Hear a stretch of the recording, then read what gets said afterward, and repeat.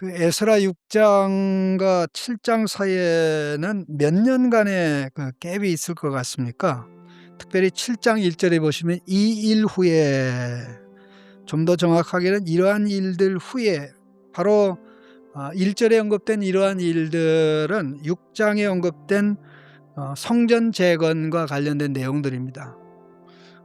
마침내 많은 고생 끝에 20년이라는 기간이 지나서, 물론 실제적으로 건축 기간은, 재건 기간은 길지 않습니다만은 516년에 마침내 성전을, 스룹바벨 성전을 완성해서 하나님께 봉헌을 했습니다.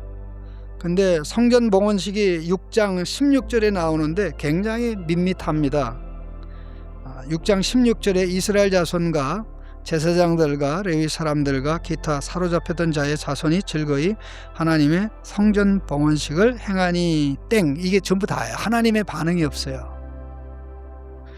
하나님의 반응이 없다는 것은 좀 백성들에게는 실망스러운 일일 수밖에 없습니다. 왜냐하면 솔로몬 성전 봉헌할 때도 그렇고, 솔로몬 성전의 전신인 성막을 봉헌할 때도 두 군데 다 법궤가 있었고, 그 다음에 그 영광의 구름이 임했습니다. 근데 스룹바벨 성전에는 법궤도 없고 영광의 구름도 없고, 그 성전을 재건하는 일에 참여한 사람도 이거 우리 고생한 거 아니야, 그럴 수밖에 없는 그런 상황이었는데요. 그러나 하나님이 그들과 함께하지 않은 것은 아니었습니다. 하나님이 그들에게 약속한 것은 그들의 시대에 끝날 것이 아니라 그 시점을 기준으로 해서 메시아 예수 그리스도가 하나님의 영원한 성전으로 오실 때에 이루어질 것을 사실 예고하는 출발점에 지나지 아니었습니다. 그렇다면 그 이후에 하나님의 백성에게 필요한 것은, 이제 하나님의 백성이 성전을 중심으로 하나님의 말씀으로 무장되어 말씀 중심으로 살아가는 것입니다. 그런데 그 일을 감당할 만한 인물이 없었습니다.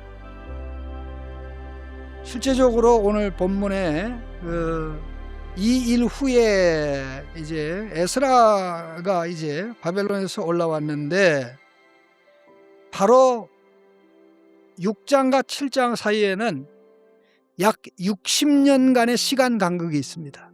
60년 후의 일을 지금 얘기하는 겁니다. 한 사람의 인생이 다 지나간 거죠. 근데 이 놀라운 사실이, 이 에스라라는 인물을 소개할 때 아론의 16대 손으로 소개합니다. 아론의 16대 손으로 소개를 하는데요. 그가 성전 완성이 주전 516년에 됐고, 그가 바벨론에서 왕의 명령을 받고 그 일부 사람들과 함께 돌아왔을 때가 458년입니다. 그러니까 약 58년 후입니다. 그래서 60년 정도로 기억하면 좋은데요. 이 에스라라는 인물을 한마디로 소개한 내용이 6절입니다. 6절 한번 보실까요? 이 에스라가 바벨론에서 올라왔으니 그는 이스라엘의 하나님 여호와께서 주신 모세의 율법에 익숙한 학자로서 그의 하나님 여호와의 도우심을 입음으로 왕에게 구하는 것은 다 받는 자이더니. 그가 바벨론에서 올라왔는데 그를 가르쳐서 이스라엘의 하나님 여호와께서 주신 모세 율법에 익숙한 학자였다, 이렇게 얘기했고요. 이미 우리는 아론의 16대 손이라는 걸 보면 그가 심상치 않은 인물이라는 걸 알 수가 있죠. 사실 그는 모세 율법에 익숙한 학자였을 뿐만 아니라 사실 이 제사장이거든. 이 제사장이. 그래서 11절 한번 읽어보실까요? 11절입니다. 여호와의 계명의 말씀과 이스라엘에 주신 율례 학자 겸 제사장인 에스라에게 아닥사스다 왕이 내린 조서의 초본이 아래와 같으니라, 이렇게 나오는데요. 자, 쉽게 제가 기억하도록 말씀드리면, 모세와 아론을 합친 인물이 에스라입니다. 그럼 생각해보세요. 얼마나 이 에스라가 위대한 인물인가. 누구라고요? 모세와 아론을 합친 급의 인물이 에스라입니다. 모세는 율법을 대표한다고 할 수가 있고, 그 율법의 한 부분인 그 제사 제도를 담당하며 백성들을 이끌어가는 역할이 이 아론인데, 모세와 아론이 에스라 안에서 하나가 됐다라고 보면 정확한 이해가 됩니다. 자, 이게 왜 중요하냐면요, 실로의 성막이 왜 망했습니까? 결국은 하나님의 말씀의 길로 가지 못해서 망했습니다. 그러면 그 화려하고 놀라운 솔로몬 성전이 초창기에는 어마어마하게 온 세상 나라의 주목을 받았는데, 결국 성전이 파괴되고 성전의 모든 기물들이 바벨론의 포로가 돼서, 바벨론 신들의 포로가 돼서 바벨론 그 신들의 창고에 놓여 있었습니다. 왜 그렇게 됐습니까? 언약의 백성이 하나님의 말씀의 길로 살아가지 못해서 그런 거죠.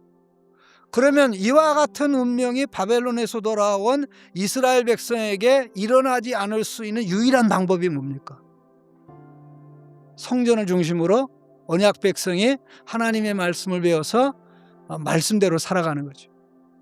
이제 하드웨어는 구축됐으니까 소프트웨어를 구축해야 돼요. 그 소프트웨어가 뭐냐? 하나님 말씀의 소프트웨어. 하나님 말씀으로 훈련되고 연단되고 교육돼서 그 말씀대로 가게 되기 시작해서, 사실 예수님이 오시기까지 이스라엘 백성을 하나님의 말씀의 토대 위에 세워서 오게 한 위대한 인물이 에스라입니다. 그래서 제2의 모세라고도 얘기하고요, 유대교를 얘기할 때 에스라를 빼놓고 얘기할 수가 없는데, 참 이게 놀라운 것이, 에스라가 태어난 것이 바벨론에서 태어났습니까? 이스라엘 땅에서 태어났습니까? 그는 바벨론에서 태어난 사람이에요. 바벨론에서 태어난 사람. 바벨론에 그가 올 때 시점이면 바벨론에 사실 이 포로로 잡혀간 지, 이게 남아있던 사람들을 기준으로 하면 뭐 100년이 훨씬 지난 후의 인물이란 말입니다. 왜냐하면 성전 완성 이후에 약 한 60년 후에 여기 왔으니까, 성전이 완성된 시점에 사실 그때 태어났다고 하면 나이가 60이 될 거 아닙니까? 그러니까 그보다 젊을 가능성이 많거든요, 실제적으로.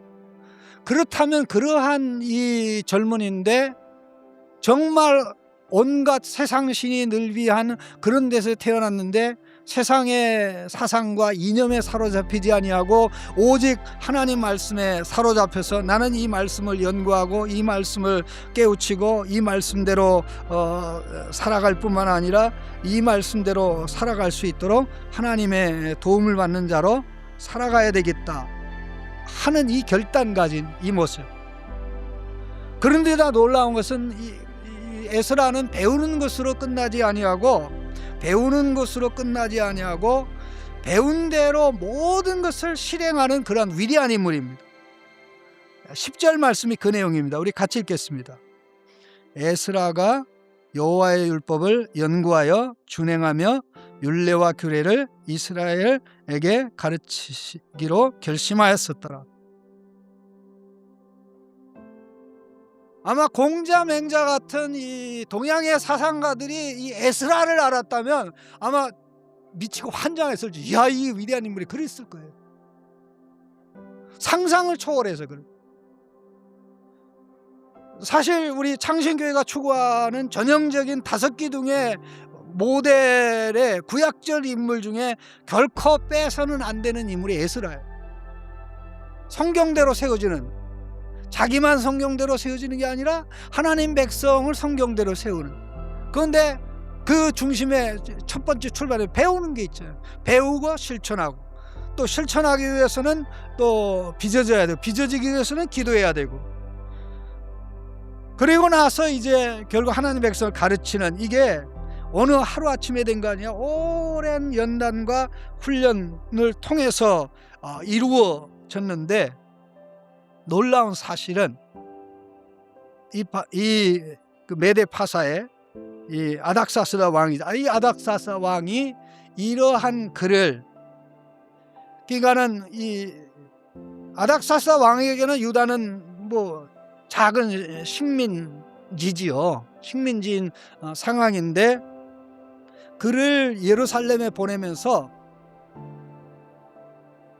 종교 담당, 신앙 담당 최고 장관으로 세운 거예요.